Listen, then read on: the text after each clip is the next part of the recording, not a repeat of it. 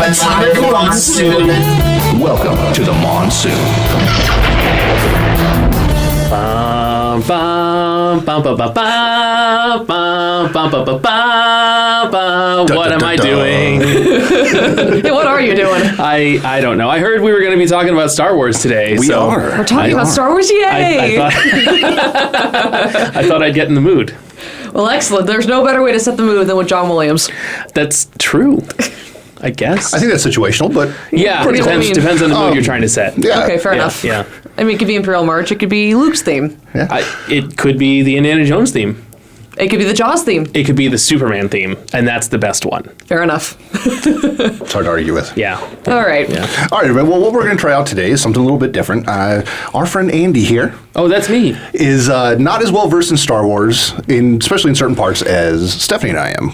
I've read most of the Legacy stuff and basically everything pre-Disney buying Star Wars. I've delved into heavily, and then I Stephanie pretty knows much all the current stuff. Yeah, no, I know a lot of the current stuff. Not as much in the comics and the books as you may think. Like, I know a little bit more toward the prequel end of things than even the original or sequel.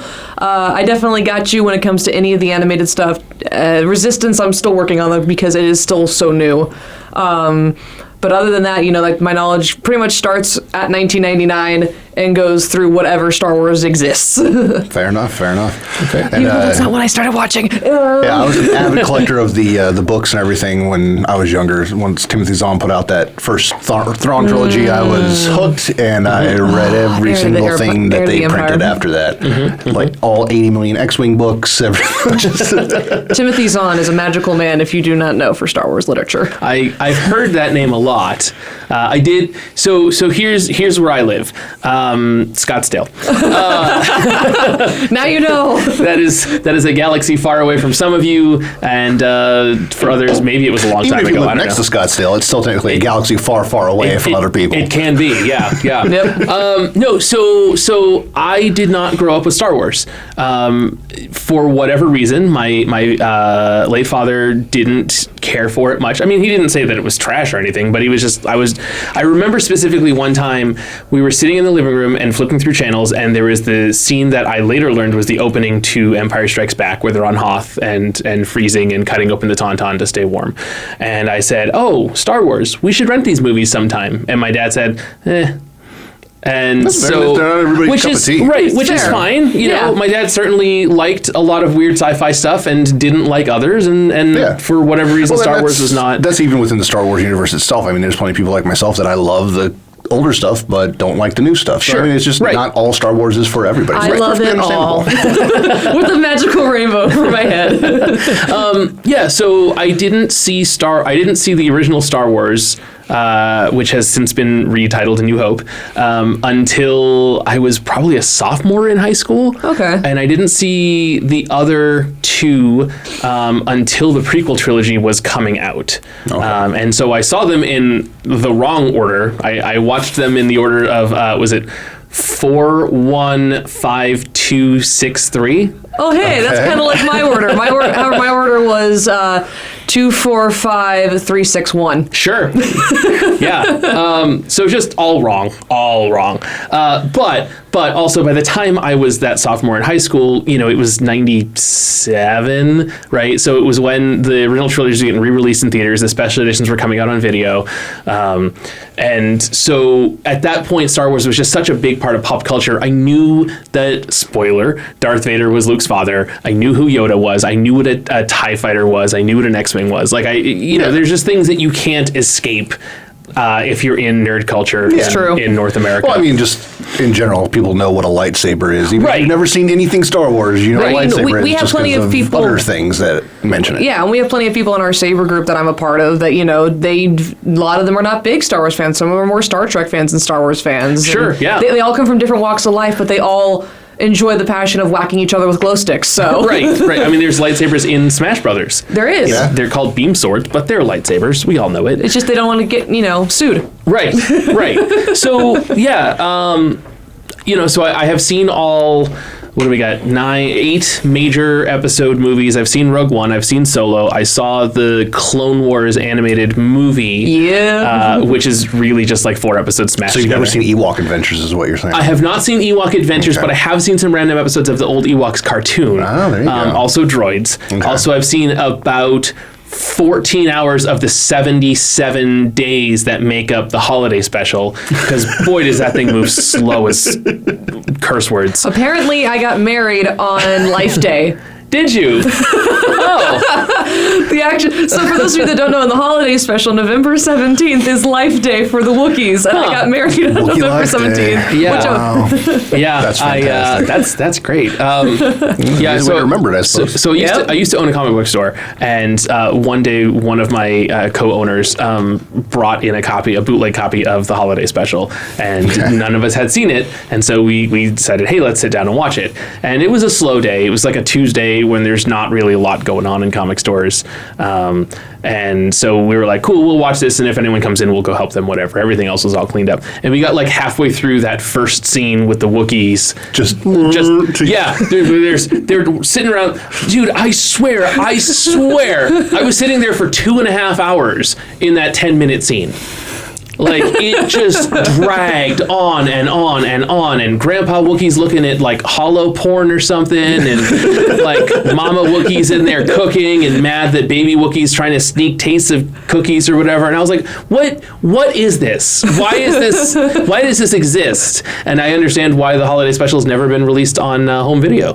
Why it will forever live in infamy. Right, yeah. The one redeeming thing about the holiday special is the Boba Fett cartoon. That's actually pretty cool. And Starship doing a song in there, because it's Starship. They're doing a thing in Star Wars. Yeah. Sure. That actually kind of makes sense, I guess. So, all right. That was also back in the time period where everybody did television holiday specials. Like right. They were at an event. Right. No, and it is from 1978 or 79. Yeah. Like, it's before Empire Strikes Back came out. It was the second big Star Wars thing. Yeah, it was always outside one of of those things for people to do big holiday specials, singing and dancing and guest stars and all that kind of stuff. Right, and it's the era of variety shows and stuff. So, sure, it is a product of its time, but boy, it does not age well. No. So, Andy, why do you bring us here today about all this Star Wars nerdiness? Well, so there's some stuff about Star Wars that I don't understand, and I figure if I don't understand it, as someone that has owned a comic store, worked in another comic store, and been in general nerd culture for, since I was born in the early 80s, basically. Yeah. There's probably a lot of our listeners that maybe don't know all of these Star Wars things. As I said, I've seen the movies, so I'm not going to ask random trivia things. Like, I know Salacious Crumb, right? I know he's the guy that cackles like a hyena and hangs out with Jabba the Hutt, right? I know the Cantina Band.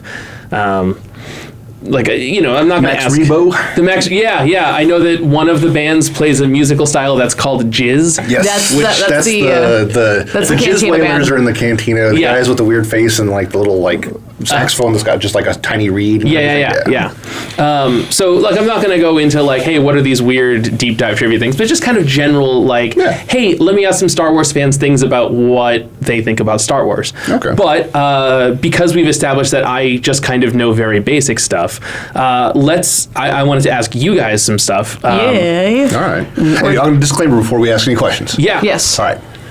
These are things that we're remembering off of our memory. Yep. Yes. We don't have a computer in front of us to get exact names, locations, times, anything like that. So if we have to generalize something or get something off, we apologize ahead of time. Yep. Sure. We're just doing this off the top of our head. Also going to add on to that some of this information we may have looked at once. Yeah. And barely remember. And some of my stuff is dated because they have changed continuity so long that there's characters that I know a ton about, but now they have completely different stories. Exactly. Right. No, for sure. And that's part of the reason I didn't want to go into the trivia thing, because, hey, if you want to look up any Star Wars trivia stuff, Wikipedia is a fantastic resource. You go on there, just click random page. Right. And you can find all kinds of little random cool stuff. I was listening to another podcast and they were talking about Jack Porkins, and I was like, who is Jack Porkins? And I looked him up on Wikipedia. And it's like a 57-page biography on the guy. Yeah. Because he's actually in the original trilogy as a character. But he's only in like 5 minutes as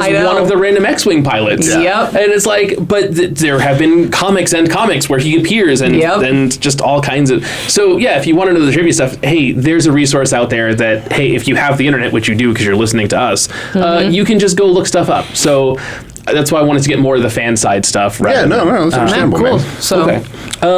So let's just start with, how did you guys each find Star Wars? Go ahead and let you start with that. So I found Star Wars a little bit later than I think most kids my age did, because a lot of you were born in the mid 90s, right? In the mid 90s. Okay. So obviously the prequels weren't out yet. It was only the originals and all the stuff that came beforehand. But I wasn't really like, I was all Disney and toys, and I was like 4. Right. And then, episode 1 comes out, don't hear about it. Episode 2 comes out in 2002, don't hear about it.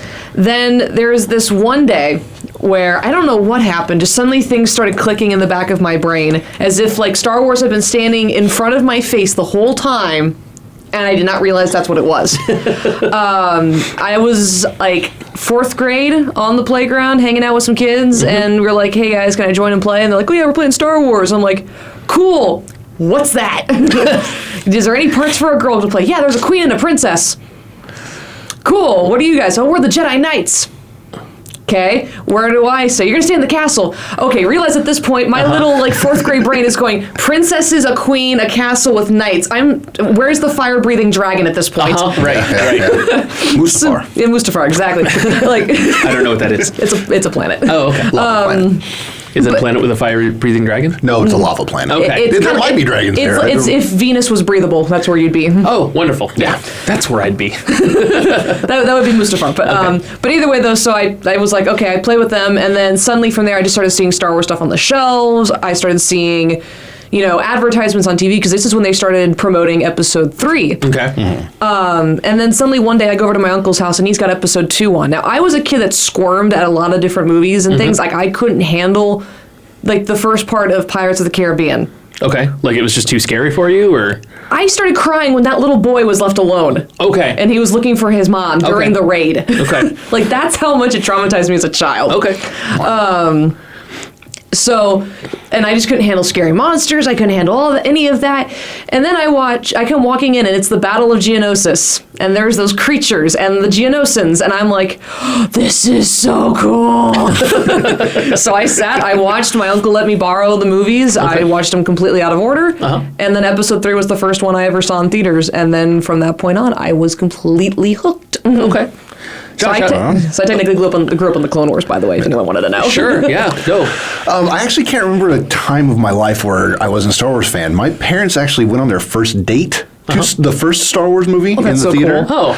Oh. And as far back as I can remember, I remember having Star Wars toys and Star Wars, just watching it. It's what I always remember. Like, I remember one of my earliest Christmases as a kid, my uncle giving me some of his hand-me-down toys from, when he was younger. He gave me like a Batmobile and, from the old 70s Batman and stuff like that. And I remember playing with my Jedis in there. Okay. So, and you like me, you were born in the early 80s as well, right? I was born in 81. So there was already a ton of Star Wars toys and everything out already and stuff. Right. So it's always been a part of my life. Okay. Like I can't honestly think of a time but I wasn't around. Yeah. And I remember watching them with my parents when I was real little, and we always had them. So just Betamax, VHS, and all that stuff. Sure, It was one of those things we always had them around.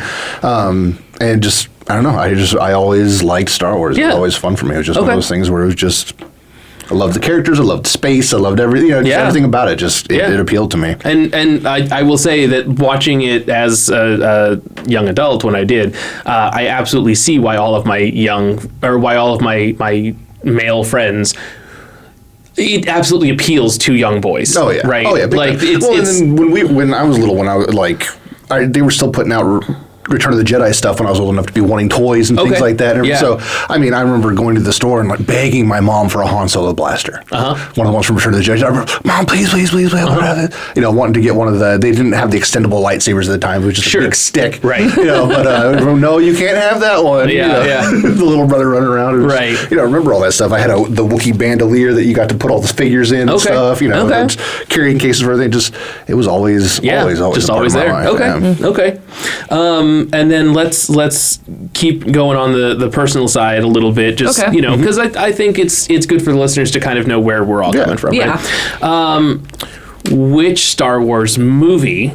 And let's just go with the main episode of the, you know, okay, we don't have episode 9 out yet because we're filming, we're recording this before that. Are we counting the stories as well, like Solo and Rogue One? Whatever your question's going to be. Yeah, my question is which movie is your favorite? But let's just stick to the main episodes for now. Okay, so the main episodes? Okay. Yeah. I'll let you go first, Josh. Oh man, that's tough. I think I know Stephanie's answer because we've talked about this before. But just because you know, when I was a kid, he was always my favorite. Sure. Ever since I was little, it's probably Empire because I loved Boba Fett. I loved Lando. Oh, those were my two characters. It's Lando. Man. I always loved those characters. Okay. For me, it will have to be the first one I ever saw in theaters, which was Revenge of the Sith. Not Return of the Jedi. I'm not that old. Hey, you could have seen it in the late 90s when it was re-released. I mean, I could have, but true. I was too busy watching Toy Story for the 50th time. That sounds like little kids. Yeah. Anyway, no, it would be Revenge of the Sith because I really did enjoy it because by that point I hadn't seen all the films, but I had gotten the basic plot. So that when I saw episode 3 and it tied everything together, it actually hit me more emotionally than I think it hit my uncle or any other Star Wars fans that were really kind of into it because that was the cherry on top that kind of said, this is the universe you were meant to be a part of. I see. Okay. And it was actually one of the reasons why I wanted to get involved in film and theater and stuff like that. Oh, wow. Now, I will say that I have gained love, though, for Last Jedi. I've gained absolute love for it. Yeah. And it has been fighting back and forth with 3, but 3 still holds my number 1. Okay. All right. Interesting side note, though, going back to the thing with my parents and going to Star Wars for their first day. Yes. When it was re-released in theaters, they took my brother and I to go see it for their anniversary. Aww. So the whole cyclical coming back on it. That's amazing. So. That's very sweet. Okay. All right. So my next question here is, what did I wrote canon versus legends, and I don't even remember what I was trying to ask. Maybe just what's the difference between the two? Yeah, I mean, so my understanding, and you guys can tell me if I'm wrong or you can stick out specifics, is when Disney bought Lucasfilm in 2014, they said basically everything except for the movies and the cartoon series the current cartoon series were no longer canon. Yeah. And previous to that, everything that had been released had been canon, maybe? For the most part, there were certain storylines that were considered canon in the books, but and some like side shoot little things that were kind of just iffy, like who knows, you know what I mean? Yeah, you never know. Side stories. Right. But yeah, until then, like especially all the prequel information that they happened afterwards, that was all canon, and then they decided they were going to make some and to be honest, movies, and then they kind of scrapped everything. Sure. I mean, to be honest, though, it is kind of hard to follow, especially if you were entering into the Star Wars universe and you didn't know what to read. They had started changing things anyway because with the Clone Wars cartoon series, they had gone in to develop so much back lore for a bunch of things, and then they decided like, oh yeah, you know what, we're going to do this on the cartoon, and then it conflicted with the old lore, so they went, just go with cartoon. Okay. So, which was very disappointing for those of us that really liked a lot of that stuff. So, well, and no, I mean, I will say, you know, as a Transformers fan, right? Like, it's a bummer to me that so much old '80s Transformers stuff isn't Transformers canon in any of the newer interpretations at all, right? So I understand being disappointed in, hey, the thing that I grew up with doesn't count. But I also understand, especially in the case of Star Wars, because it's not rebooted every couple of years. It's just continuing. Right. At a certain point, you do kind of need to, if you're going to be making new stuff, you do sort of need to streamline what's out there. It makes sense to try to differentiate between the two, especially when they're going to make movies afterwards. Yeah. As where I didn't really see why they didn't just go like, okay, the stuff that takes place after this point is no longer canon. Yeah. And just we're going to incorporate the rest of this into it because we have a starting off point that we can go from here. Yeah. Sure. So that made more sense, especially with it because there's so many people so heavily invested with so much things that have to do with the legacy stuff. So like the 501st and everything like that, dealing with the Mandalorians and the language and the culture and everything like that, they helped the authors build that from the ground up, and then it all got thrown out because Ahsoka. So it ended up turning into Ahsoka and the new Mandalore and all the... It's there's a large contingent of people that can't stand the Clone Wars cartoons specifically because that destroyed so much of the legacy canon. So but yeah, technically there's bits and pieces that are still canon, but it's little bits and pieces. And thankfully they haven't like completely gone out and like had like a book burning thing where they grabbed all the old canon saying, no, this is not real anymore. You can't read this anymore. Yeah. Like thankfully it's not to that extent. It's still like we understand that this is what you grew up on and we want you to keep reading it and keep buying these books and keep enjoying this and everything like that. But it's like if you want an idea of what the actual timeline of things are, here's what it is, a little cleaner, a little neater than what was basically there before. Anything that took place from the start of the movies with the Clone Wars to the end of Return of the Jedi. Anything that happened in the books between those things is no longer canon. Right. Things that And it happened makes me before sad. some are still canon. Okay. That's like true. mostly stuff that had to do with the ancient Old Republic and the ancient Sith and things like that. Most of that stuff's still canon because it's thousands and thousands of years in the past. And they still haven't literally decided will not whether- affect anything that happens in the They also haven't decided what they're doing with that part of the timeline yet Yeah. either. So it's like, we can keep Because that there's canon. still certain things that they're leaving, like Darth Bane and a few of the others out there. I mean, he that was in are- Clone Wars, so Yeah, so like there's certain things that are still canon as far as that goes because they left things like the Rule of Two and other things like that in there that are still canon, but then they changed other stuff that had to go with that happened in the future. So it just again kind of those timey-wimey, gobbledygook kind of things. But yeah. Well, and here's the side to all of it is it's still fiction, right? Yeah. Like you're not, and if you want those old books, they're still out there. A lot of them are still being printed. They just have a Legends banner on them. And there are still fantastic books. If you like Star Wars, there's no reason. Like all you just have to remember is that this takes place way after Return of the Jedi. It's just not in the same movies I've seen or anything. Sure, it's a completely different Yeah, thing. exactly. Yeah, hey, there may be contradictions. Oh well. Yeah.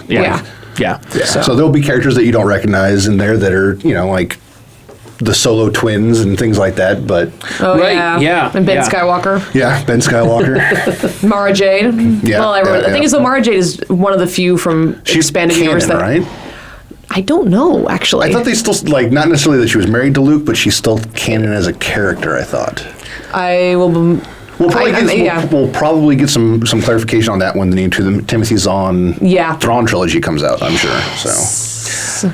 Because those are both characters of his. That's true. Actually, and not that I was fully invested in it, but Shadows of the Empire is one of those things that I always thought was super interesting. Yeah. I believe that's still technically canon, isn't it? I looked right before we got on here because I wanted to double check, and it turns out it's not.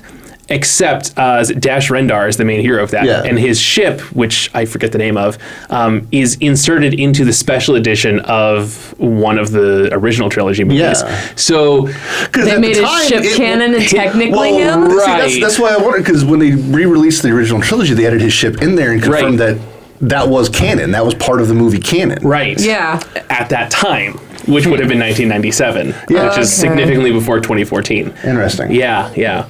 Interesting. I always thought that one was still considered because it was part of the initial. Yeah, and Shadows of the Empire is interesting because it was basically like, hey, here's a video game based on it, and here's the comic series, adaptation. Here, trading cards, action figures, everything. Yeah. What criminal organization was in Solo did the girl work for? Crimson Dawn. Oh, okay. Never mind. I was thinking it was Black Sun. I thought it was the same one. No, the Black Sun is in Clone Wars, so Black Sun and the Pikes are still... See, that makes sense. Yeah. So it's all so confusing. And so far, I don't think there's anything, from my level of knowledge, which is significantly lower, I don't think there's anything that contradicts Shadows of the Empire at all. No, there's nothing in Shadows of the Empire that would contradict anything elsewhere either. That's why it was such a good story and he was able to fit into the continuity so easily, is because literally didn't change anything. Right. It's its own thing. Yeah. The only thing is that there's a lizard guy that occasionally talks to Vader and the Emperor. Yeah. Oh, just get rid of the lizard guy. You're done. Yeah. You got Prince Zizor. Actually, I think is he the same species as the guy that works with Thrawn that's like a lizard guy? I don't remember. Okay. There's a thing. I remember his name. I can't remember his species. All right, well, it's going to drive me nuts. We'll figure it out later. I'll have to look at the character card on the back of his figure. So, I don't know. I just remember when Shizor looked super cool. And had that cool robe, and like I didn't have his toy, but one of my friends did. So like all the Shadows toys were really cool looking. Yeah, that line that came out during I think it was during the Power of the Force line in the late 90s. It was 97. I want to say when all that was happening. 96, 97. So it was just before Power of the Force, right? Yeah, I don't remember or for sure. Power of Force 2 or whatever. Yeah, somewhere around there. So, but it was in that same that lead up to the special edition era. So okay. So you had mentioned a guy named Darth Bane, and I wanted to ask a little bit about him. Ooh. Why don't you mention how they put him into the Clone I'll Wars? let you ask your question first, and then Yeah. I'll... Okay. Sorry. No. So I know I said I wasn't going to ask trivia stuff, and I totally could just go look up Darth Bane, but I tried, and that page is too long for me to bother. I mean, hey, I could go read this thing, or I could just ask, hey, is Darth Bane important? Do I need to know who he is? Who is Darth Bane? Let me know something about him. Why don't you give us the official canon stuff that's in the Clone Wars, and then I can kind of expand a little bit about the other stuff. Prior to the Clone Wars, Darth Bane, if you've read any of the expanded universe before Clone Wars had even come out, he was an important character for those who read the books. For those who didn't read the books, he was a name that was mentioned every now and then, at least for me. That's at least the case for me. I heard his name, I heard even Darth Revan, I heard all of these, Sith names from the Old Republic, but I never quite put them together with where they were coming from. Okay. I thought it was, I just never figured it out until obviously years later. When the Clone Wars came out, there was the final season, which is known as the Lost Mission. Well, technically, it's not the final season anymore, but because there's now a new one coming out. But no, in the Netflix season, which is known as the Last Missions, which is season 6, the final episodes, Yoda is going on this spiritual journey where this is where he actually tries to figure out how Qui-Gon can show his ghost in contact with anybody who's still alive. Okay. While Yoda's on that journey, he reaches the planet of Malachor. And on the planet, he not only incorporates a Darth Yoda. Oh. There's an evil version of himself. Okay. But there's also Darth Bane. Okay. In this phantomous form, and it was enough to make grown men squeal when they saw when he came on. I immediately by that point I knew who Darth Bane was. I had figured everything out, and then I saw that and I was like, oh my god, it's Darth Bane. I was freaking out and everything, and it was really cool. And the coolest part about it was that he was voiced by Mark Hamill. Ooh. No, I didn't know that. That's fun. That's fun. Our good old boy Luke voices, Darth Bane from the Old Republic. So it was really cool. I think he's important just for what the history before everything happened is. Okay. And for the cosplay and the expanded universe world. Sure. But if you're just looking at the basic central Star Wars timeline that we all know and love, you just know he's a mysterious, creepy-looking guy from the Clone Wars. Yeah. That Yoda fights. Okay. If you've read the books, though, you know that he is actually very central to everything. Because he is actually the Sith that brought back the rule of 2. Whereas there's always a master, there's always an apprentice. There's only 2 Sith at a time, which is what you see in the prequel trilogy with episodes 1, 2, and 3, where there's just Palpatine and Darth Maul, and then, he takes another apprentice, this Dooku, and just that kind of thing. Yeah. And the purpose behind that was it was an ancient Sith belief that if the dark side was spread between a lot of people, no one would be that powerful. Okay. And he found that when he was studying to be a Sith and everything like that, and he ended up helping to basically destroy the entire Sith Empire and a good chunk of the Jedi Order at the same time. Okay. And went into hiding. And that was when they basically thought they had killed off all the Sith, and there was rumors occasionally that there would be one.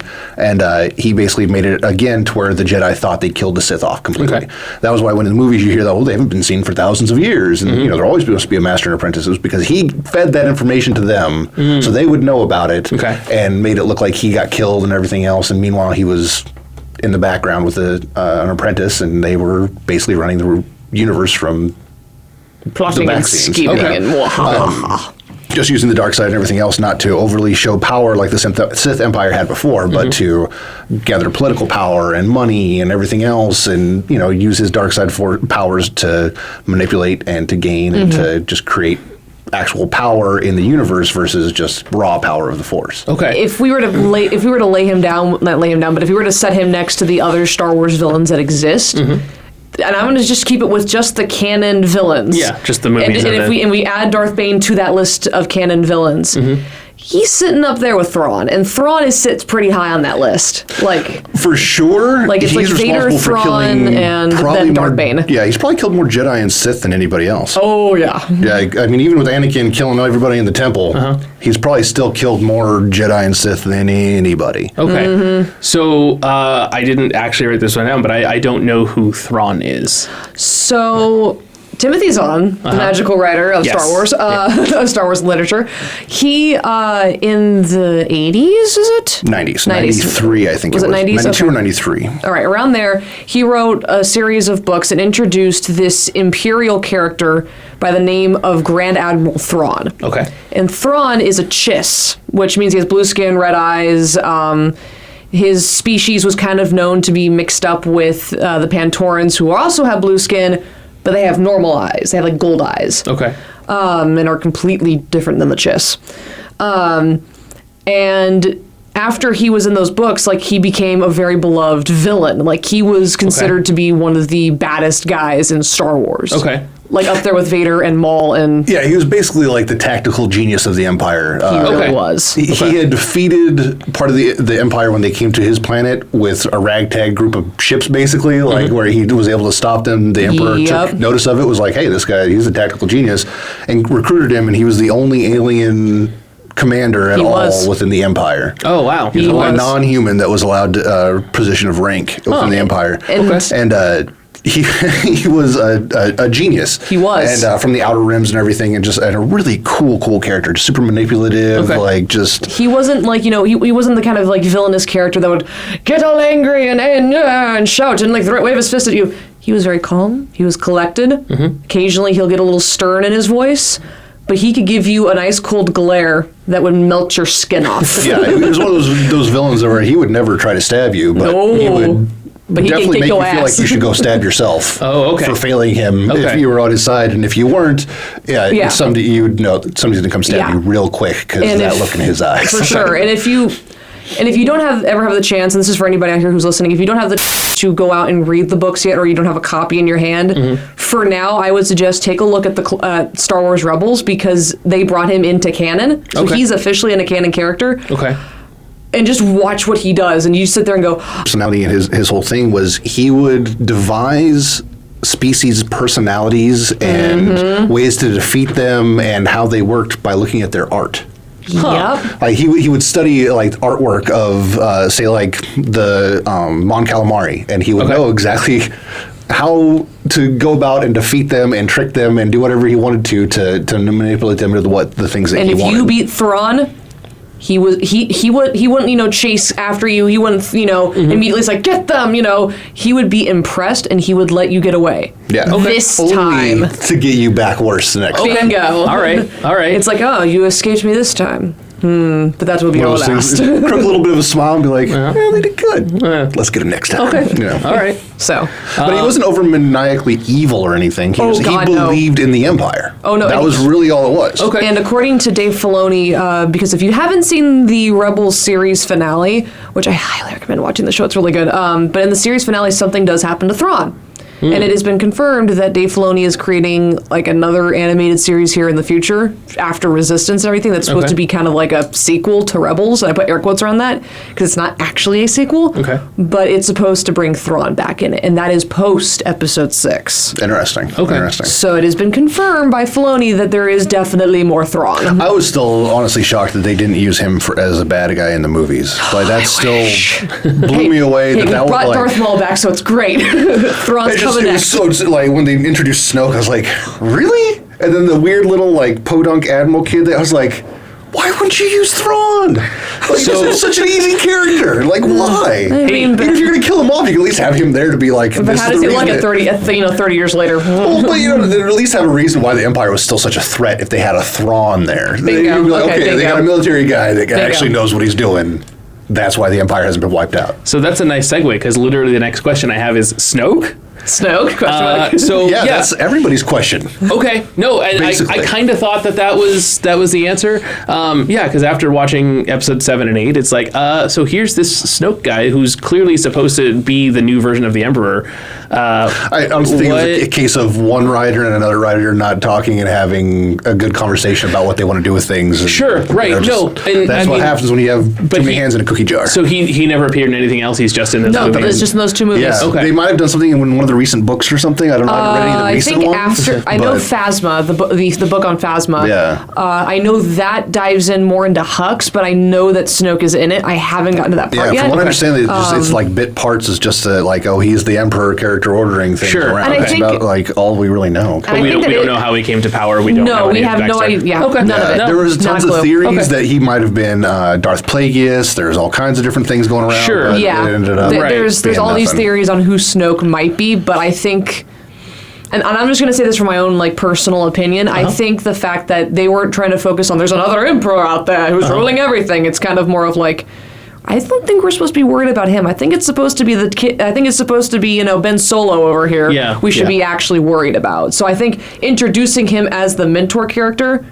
and then giving him the boot, the following movie, kind of says, okay, so Kylo Ren's hero's journey, our villain's journey is over, and here we go. And now he's the big bad. Okay. So I don't know. I feel like if we get more information in 9, or if we get more information in any of the books or the comics, we can definitely answer that better. Okay. Last thing I read is that they're not even mentioning him in 9. Literally his name's not in the script. and yet Leia's in it. Well, it's also Carrie Fisher because we love her so much. We miss you, Carrie Fisher. But no Akbar. Well, putting him in would be a trap. So that would have been the perfect way to close out that stinking movie. How are we doing on time? We should be all right. I think we got about 15 Okay, cool. minutes. Well, I have 2 questions, and one of them is going to take a while. Okay. So that's the other one. and this one will have a bit of a setup from me. Okay. I'm going to ask the question and then give some examples. Anyways. Okay. Why is Boba Fett such a big deal? Now, before you guys start throwing your tomatoes at him, hold on. Now, here's the thing. I haven't read any of the books. I've skimmed through some of the comics over the years. I have not read any Boba Fett exclusive comics because, from what I have seen in the 2 movies where he features prominently, and yes, I know he's in the prequels as a little kid. I'm not even counting those because I will say, hey, that scene where he picks up Jango's helmet and gets mad, cool. That's the best thing he's ever done that I've seen. Because as far as I can tell, that dude showed up in Empire Strikes Back, picked up a frozen Han Solo, shipped him somewhere else, and then was hanging out with Jabba the Hutt and fell in a hole. And then through some other random research I've done, I found out that he got out of that hole and then managed to fall in it again. He did. He fell in it again. And then managed to get out of it again. What? It was like a comic series or something. So it's I never heard that one before. Well, because of the rule where everything was canon, right? And so this doesn't apply anymore because it's all legends and stuff. But I guess there was in the Marvel comic series set between Empire and Jedi, or I'm sorry, set after Jedi, he escapes the Sarlacc pit, and at the end of that storyline, he ends up falling back into it. And then there's a novel where he escapes the Sarlacc pit. Yeah. Which came out afterwards, but is set before that comic takes place. Yeah, and in the novels, he doesn't fall back in. He kills that thing when he leaves. Right, but because that novel is set right before the comic, that means at some point he managed to fall back down again because everything's canon. No, the Marvel comics stopped being canon when DC took over, or Dark Horse took over. Okay, well... The canon on the comics did change once Dark Horse took over. Either way, there are 3 instances of him falling down the Sarlacc pit. Yeah. So until the Disney takeover, the official story for Boba Fett was the Mandalorian armor trilogy, and then the... gosh, I'm trying to remember, was it the... I don't know much of Boba's backstory. It was before Yuzon Vong. I can't remember that big... Or was it right after Yuzon Vong? It was right after Yuzon Vong. As you can see, Josh is looking through his memory. I can't remember right now. Okay. Explaining Boba Fett, why he's so popular. I can actually answer this one fairly easily. Okay. Because coming from perspective as a kid at the time when they introduced Boba Fett and everything like that, and the figures and stuff, it was just because he was such a mystery. He was this guy that showed up out of nowhere. Everybody was afraid of him. Okay. Everybody was afraid of him. Okay. And he just took off with Han Solo. just like, it was just one of those like, what? Okay. Like one of the most popular characters, this dude comes out of nowhere. Even Darth Vader's like, you can't kill people. No. Darth Vader's telling this dude, stop killing people. Okay. That's true. Like, No out disintegrations. of all these scary looking like lizard men and like crazy this dude with like bandages and pus coming off of him and a killer robot, he singles out the one guy to be like, no disintegrations. Like just no. And yet all those other guys that are standing up there also have a high body count and disintegrate people. Yeah, right. So this guy that Darth Vader is singling out to be like, don't kill people.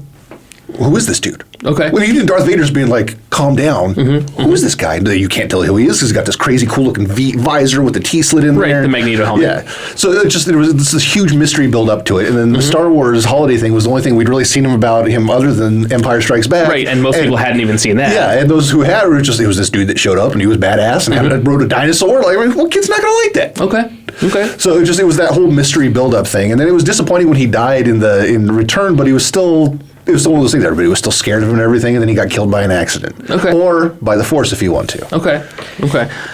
I will add in, like, with the adding of the prequels and the cartoons and a lot of the new modern like a lot of the new stuff that they've added to the Star Wars universe. I mean, obviously a lot of the canon stuff isn't not canon.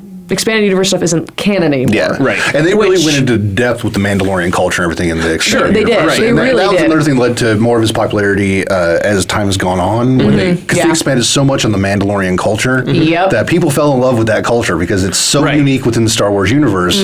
And that really led to more people loving Boba Fett because he's kind of one of the main things of that culture. So. And to add along with it, like Dave Filoni actually said in an interview for season 2 of Clone Wars, because that's when they actually brought Boba in. He said in an interview, like, they wanted to bring Boba Fett in to explain a little bit more of his backstory, but they didn't want to reveal too much of their hand because he's still such a mysterious character. They still wanted to keep that level of mystery. Popular was that level of mystery because even in the books, like, you knew who he was, but you didn't know, like, his motivations were always still a mystery and everything. Like, because they were written before he was turned into a clone and everything like that, and that something else a lot of people thought took away from his character, turning him into a clone. But there was just so much lore there and so much that you just didn't know about him. All you knew is that he was a bounty hunter and he had his own sense of code of justice that was literally the law of the land. Like that was what he believed in. He didn't have anything against the the rebellion other than they weren't the lawful entity of the universe. So that was why he went after Han Solo and all those guys, because they were the lawful representation. Out in Tatooine, the Hutts are the lawful representation. I mean, the Hutts, that's who he works for. And the Hutts have their own sector of space. Yeah, so it's just, he's a bounty hunter. He follows the laws of the area that he's in. And with the adding of the prequels and of Clone Wars, it definitely heightened more of why he is an important character, because they weren't going to leave him out. They wanted to show... Mace Windu just cut off your dad's head, and he tried for 3 episodes in Clone Wars to kill Mace Windu. And almost succeeded in one of them. To the point where 2 different Jedi had to go after him. 2 different Jedi, and he's been to prison, like at the age of maybe I think 14, 15. Like they added that in the Clone Wars. He created his own ragtag bunch of bounty hunters that went on jobs together, which oddly enough, all of the bounty hunters that are there in Episode 5 are part of his ragtag bunch in later years. So Vader... Interesting. So they changed everybody's origin then. Yeah. Bosk is in Clone Wars, IG-88's in Rebels. But... So they changed everything then. What about Dengar? Did they at least... Dengar's in Clone Wars. He flirts with Ventress. Oh, man. Really? He flirts with Ventress. There's an episode and she actually kicks him off a train.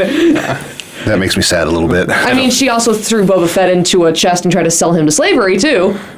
And then he got back at her for that. Yeah. Because originally Boba Fett's, the only thing you know about his past was that he was a cop on Concord Dawn.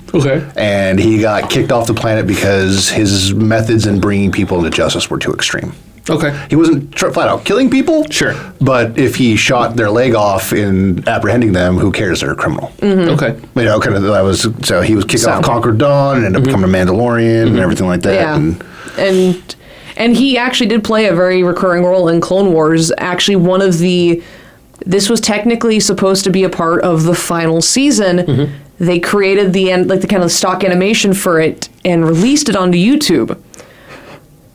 if you've watched the Clone Wars, which if you haven't, there is a bounty hunter by the name of Cad Bane, who is an amazing bounty hunter character for that series. Okay. Boba Fett kills him in one shot. Oh. They have a full-on, like, you know... Is that the blue-looking guy? Yeah, he's the long-faced? Yeah. Okay. I forget the name of his species, but like the full-on, like, you know, they're standing on opposite ends, you know, hands hovering above their blasters. Oh, like the good, the bad, the ugly. Yeah, kind of thing. Okay. And then suddenly, just, you don't even see Boba move, and then helmet's flying off, there's a dent in it, but Cad Bane's the one dead on the floor. And it was like...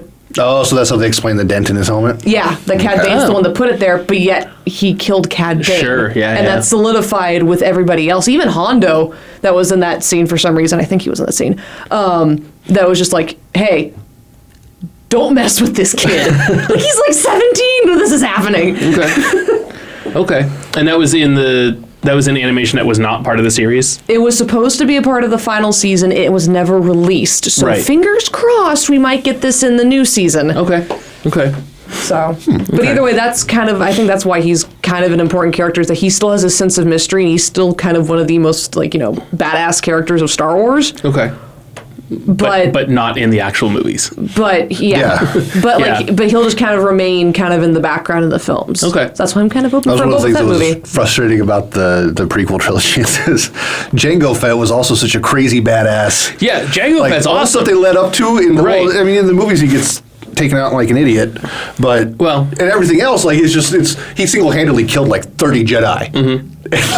He was actually in a one-on-one fight, he gets killed instantly. But it's just like, come on. In the Clone Wars, they say that Jango Fett was a Mando that they kicked out of their culture, they kicked out of their civilization, they exiled him because of his methods. Because he was too crazy in battle. Okay. When the Mandos kick you out. Yeah. And I don't know how they do their culture anymore now because of the point, but it was an extreme thing. They still follow it.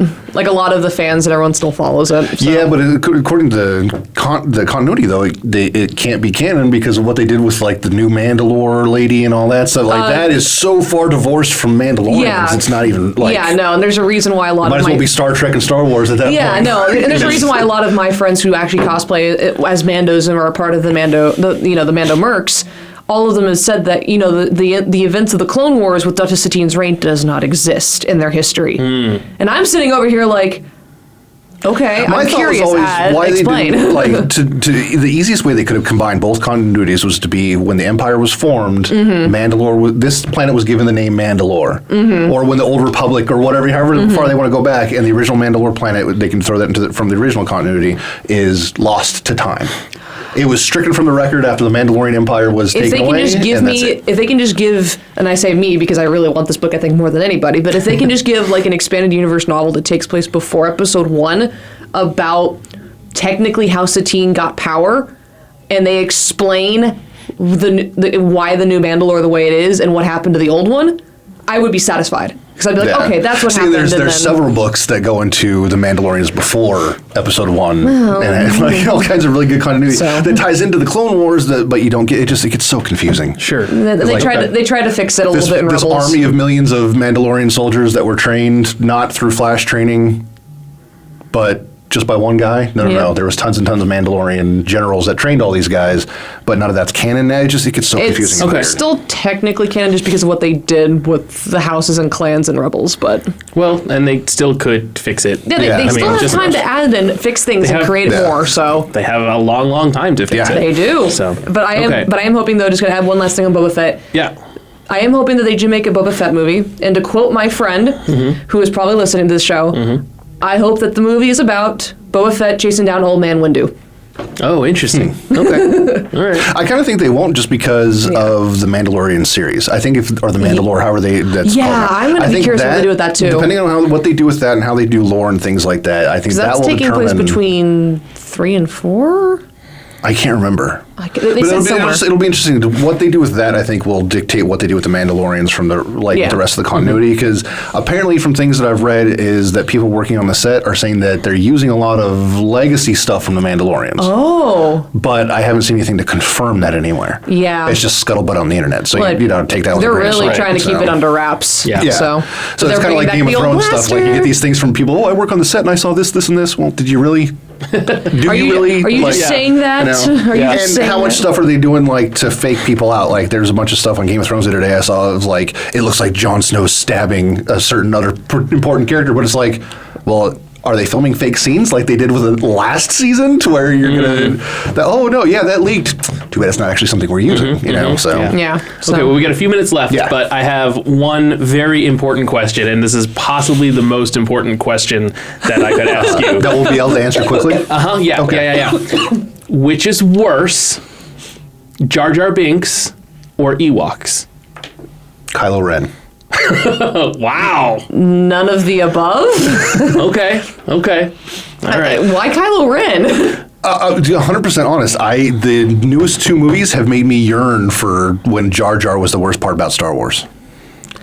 Okay. It's just me for like, it's just me. I just did not like. I mean, visually they're beautiful, and there was like that 5 minutes where Luke was fighting in the newest one that were enjoyable, but like for me personally, they did so much to destroy the legacy of everything that came out before it, including the other movies, that it ruined it for me. And just it's that scene where you see Luke going in there with his lightsaber over the bed. It just is like, okay, I'm completely done. Like this just ruined everything for me because it's such a departure from the fact that the first set of movies we have is all about him trying to redeem his father, who's the most evil man in the universe, but his nephew, who he's raising it basically as his own son, he's going to murder in his sleep. It just shows really the dark side is genetic. The dark side is genetic in the Skywalker family, and Luke is the one who got like 15%. See, and to me, that wasn't even a dark side thing. It was Yeah. just such a divorcement from the character itself that it took me out of the new continuity. And that's just me. That was just me. It was That's such you. You're welcome to your own opinion. Yeah, So. well, exactly. It's just, and that was just me. I kind of wish I left more time for this debate. yeah. Now. But I'll wrap this up real quick. But Sure. the reason why I say neither is because the Ewoks, that was their home world. And they were yes, they were a primitive species, and but they were still kind of cute and adorable little creatures.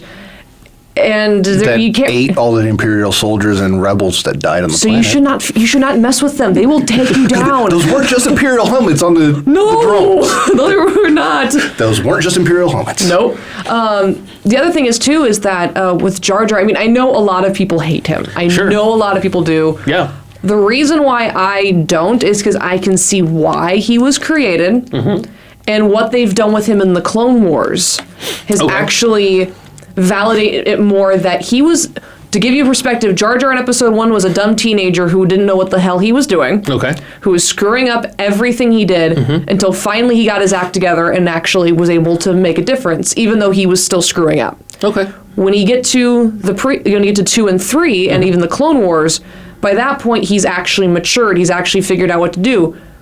But he's still not the most coordinated person. He's probably the most clumsy, non-graceful being in the galaxy. Okay. But that does not stop him from trying to do the right thing.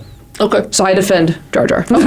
See, and I saw Jar Jar as basically he was the linchpin for Palpatine, as Palpatine was able to easily manipulate him without even having to do anything to come into power. I mean, Jar Jar literally is the person that gives Palpatine the power. Yeah. It's true. So for me, I always saw as Jar Jar he was the thing that tied everything together for what we had. So it was just Yeah. The other thing I'm going to add, this is the last thing I'm going to say. If you have a hard time watching Episode 1, whether it be you or anybody who's listening, Sure. if you guys I like Episode 1, and if it wasn't called Star Wars, I think people would like it better. probably. But but the thing is though, Or a Star Wars story. yeah, there you go. No, but I want to say this: like, if you actually have a hard time watching that movie, I would say sit down and watch it from this perspective. Watch it from the perspective that this is all Palpatine's plan, Sure. and he's just watching it fall apart. That, and before you read it, read the Darth Jar Jar. Theory. Oh my God, I- theory. Yeah, I have read the Darth Jar Jar thing, and that's pretty fun. It's That messed with makes my the brain. first 3 movies even better if you watch it that way. Yeah. I mean, I just watch it as the Obi-Wan stories because it technically is. Well, Sorry, and Anakin. somebody likes Ewan McGregor. I mean, who doesn't? The man is gorgeous. I just said somebody. Hell, my own husband has agreed with me that man is good looking. So. All right, everybody. That was good times. Yeah. Talking Star Wars, but we will have to get out of here. We will see everyone soon. I'm Josh. I'm out. I'm Stephanie. May the force be with you. I'm Andy, and if you liked this format more than the one where we just go over normal pop culture stuff, let us know. Hit us up on social media. Yeah, and if there's anything you guys want us to talk about, there you go. in this format or another, let us know. Yeah. So follow us on social media. We're at Atomic Monsoon on Facebook, Atomic Monsoon on Twitter, and Atomic_Monsoon on Instagram. I remembered. That is correct. And you can always email us at atomicmonsoon@gmail.com. We still got our gear on Redbubble. That's right. And of course, we're here every Sunday on the Variety Channel on voiceamerica.com. Anything else? Peace.